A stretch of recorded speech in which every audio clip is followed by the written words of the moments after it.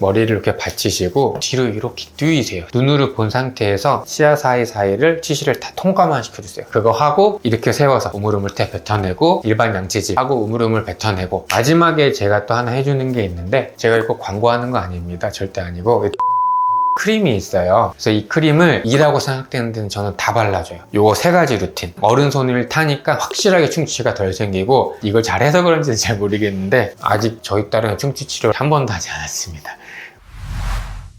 안녕하세요. 바른치과의사 백승우입니다. 제가 치과의사다 보니까 저희 딸이 태어나서부터 이제 입안 관리를 제가 잘 해줬는데 다른 분들 같은 경우는 자녀분들이 너무 양치질을 잘 안 하려고 한다, 막 운다 말씀하시는 분들 많은데 저희 딸은 이가 없을 때부터 시작을 해서 유치가 딱 났을 때부터도 제가 양치질을 시켰거든요. 딸한테 시킨 게 아니고 제가 했죠. 그래서 유치원 다니면서 자기가 거울을 볼 수 있을 때부터도 전혀 거부감 없이 정말 양치질을 잘 했고 중요한 거는 아이들이 초등학교 고학년이 될 때까지는 잘 때는 반드시 부모님이 해주셔야 된다는 게 정말 중요한 것 같아요. 집에서 양치를 잘하고 치과 가서 관리만 잘 받는다고 하면 치과는 무서운 곳이 아니니까 나중에 정말 치료가 필요한 게 생기게 되면 간단하게 치료를 받을 수 있는 그런 곳으로 인식이 전환이 돼서 입안 관리하는 데도 정말 도움이 될 겁니다. 그래서 오늘은 우리 아이들 양치질에 대해서 어떻게 하면 좋은 습관을 가질 수 있는지 또 도움을 받을 수 있는 칫솔, 치약 그런 것들을 한번 소개시켜드리는 자리를 갖도록 하겠습니다.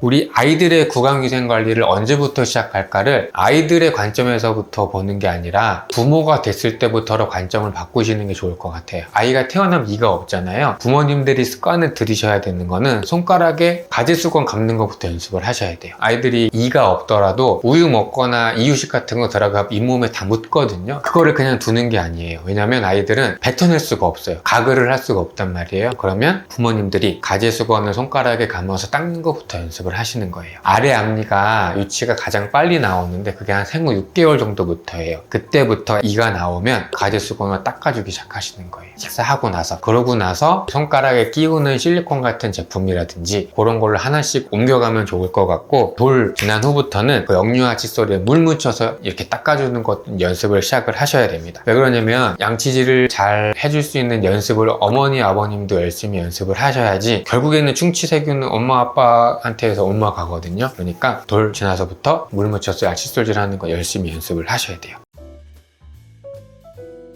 치약이 의미를 갖기 시작하는 시기는 치아의 개수가 많아지면서 거기에 치태가 붙는 시점이에요. 왜냐면 치태는 칫솔로 기계적으로 제거를 해야 되는데 보통 대부분 치약 안에는 귀소라 그래서 약간 모래알갱이 같은 게 들어있거든요. 그게 묻어 있어야 치아에 붙어있는 치태가 잘 제거가 되고 그때부터서야 치약 안에 들어있는 불소나 다른 성분들이 치아에 묻기 시작해요. 그런데 치약 사용을 꼭 언제부터 해야 되느냐고 딱 집어서 물으신다고 하시면 입에 있는 거를 머금고 다가 뱉어낼 수 있는 시기부터 하셔야 돼요. 그게 이제 대부분 유치원 들어가기 전후거든요. 유치원이 들어가기 전에는 치약을 사용한다고 하시면 무불소 치약을 쓰시고 유치원이 들어가고 입에 있는 거를 뱉어낼 수 있는 시기다. 그러면 저농도 불소가 들어간 어린이용 치약을 사용하시기를 권해드립니다.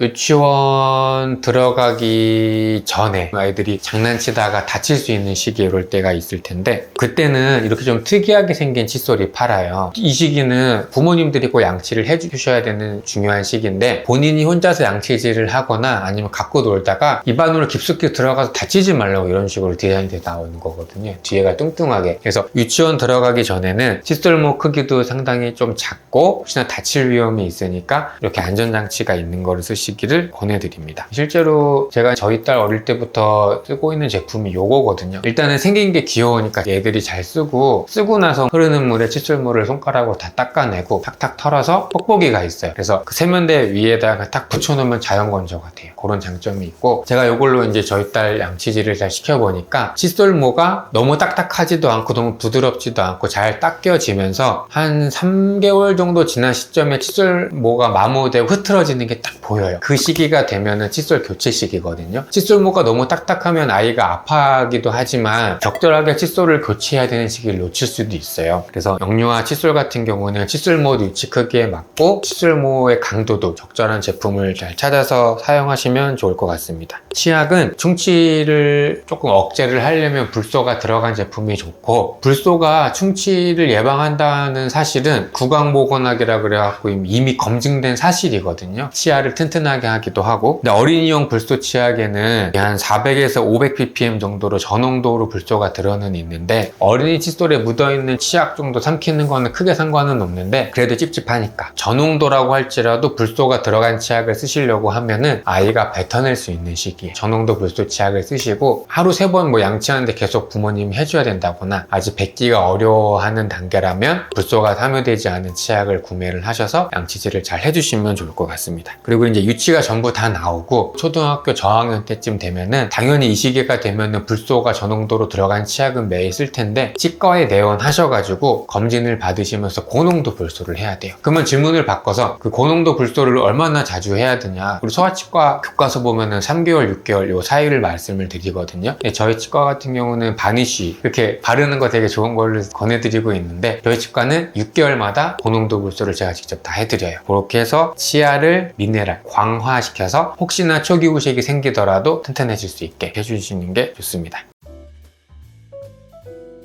치간 칫솔이 이쑤시개처럼 생겨 있잖아요. 그래서 그거를 잇몸에다가 대고 이렇게 막 찌르면 아이들은 다칠 수도 있고 아파하면 이제 거부감이 생기는데, 제가 저희 딸 매일 밤 해주는 게 이런 뻔플러스라 그래가지고 이렇게 삼지창처럼 생긴 플라스틱 끝에 이렇게 치실이 붙어 있어요. 요거는 이렇게 걸어가지고 넣어주기만 하면은 치아 사이사이에 낀 치태나 음식물이 잘 나오거든요. 어머니들한테 제가 꼭 하루에 한 번은 이거 꼭 해주세요 말씀을 드리는데, 말씀드리면은 고기 먹은 날만 해요 이렇게 말씀하시는 분들이 계시거든요. 고기 먹은 날은 2번 하시고 매일 자기 전에 꼭 치실을 부탁드립니다.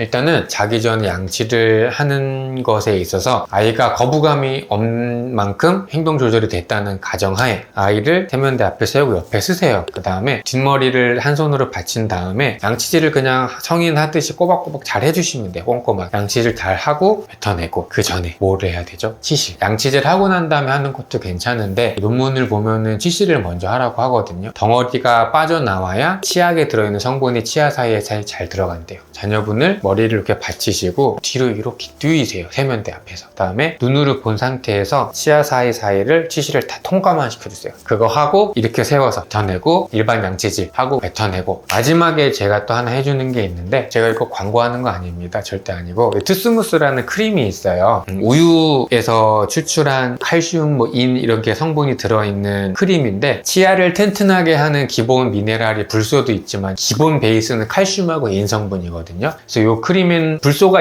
들어있는 것도 있지만 저는 불소 없는 거를 써요. 왜냐면 이미 양치질을 불소 있는 걸로 하니까. 그래서 이 크림을 칫솔 끝에 콩알만큼 묻혀갖고 이라고 생각되는 데는 저는 다 발라줘요. 그 다음에 뱉어내고 바로 재우거든요. 요거 3가지 루틴. 아침하고 점심은 이제는 혼자 해야 되는 시기가 왔어요. 저희 딸은 초등학생이기 때문에 자기 전에는 꼭 꼼꼼하게 해주니까 하루 3번 중에 1번은 어른 손을 타니까 확실하게 충치가 덜 생기고, 아직 저희 딸은 충치 치료를 아직 한 번도 하지 않았습니다. 정리를 하면 자기 전에는 반드시 화장실 앞에 자녀분이랑 보호자분 중 한 분은 서 계셔야 돼요. 치실, 양치질, 이런 크림이 있으면 크림 바르고 그리고 바로 자기. 그래서 그거 3개는 마지막 하루의 마감을 하는 루틴으로 잘 지켜주셨으면 좋겠습니다.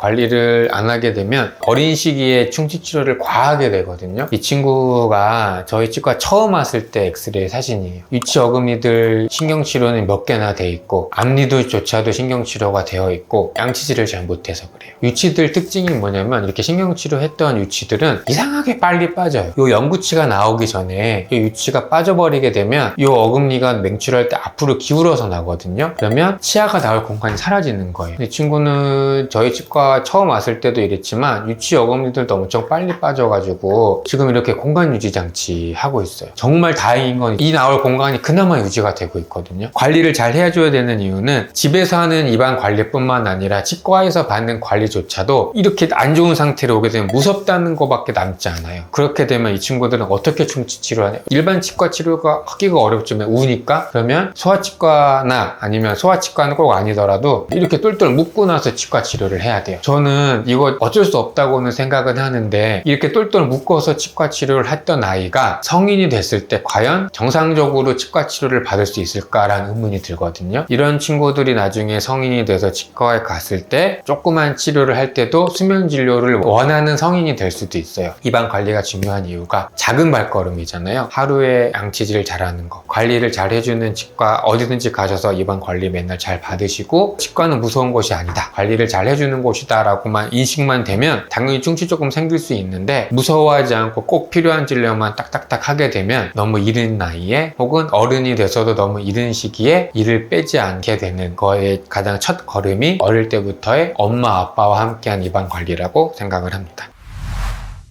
아이들이 하지 말아야 될 건 사실 저는 별로 없다고 생각해요. 아이들이 잇몸병에 걸릴 확률은 적으니까 충치라는 카테고리에 조금 중점시켜서 보면 충치는 세균에 의한 감염성 질환이고 모자 감염이에요. 정확하게는 엄마가 갖고 있던 세균이 자녀분들한테 그대로 간다고 보면 되는데 첫 번째 경로가 뽀뽀예요. 저도 저희 딸 태어나고 너무 뽀뽀를 하고 싶었거든요. 하고 싶었는데 이거를 저는 알고 있었어요. 그래서 절대 지금도 저는 입술에 뽀뽀 한 적 단 한 번도 없어요. 정말 뽀뽀를 정말 하고 싶더라도 보래하셔야 돼요. 이 세균 전파의 정말 주된 경로거든요. 뽀뽀뿐만이 아니라 아이들 이유식 줄 때나 국 줄 때 뜨겁다고 엄마가 먼저 입에 한번 넣어봤다가 주시잖아요. 큰일 나요. 입 안에 있는 세균이 그대로 전파되는 접종 경로라고 우리 교과서에 표현을 하거든요. 두 번째, 아이한테 음식을 줄 때 절대로 성인 입에 들어갔던 거 주지 말자. 그거 정말 주의를 해주셔야 되고, 마지막으로 부모님이 자기 전에 직접 양치질을 해주시는 거, 요것만 잘 지켜도 우리 아이들 구강 건강을 잘 유지시키는데 정말 도움이 될 거라고 생각합니다.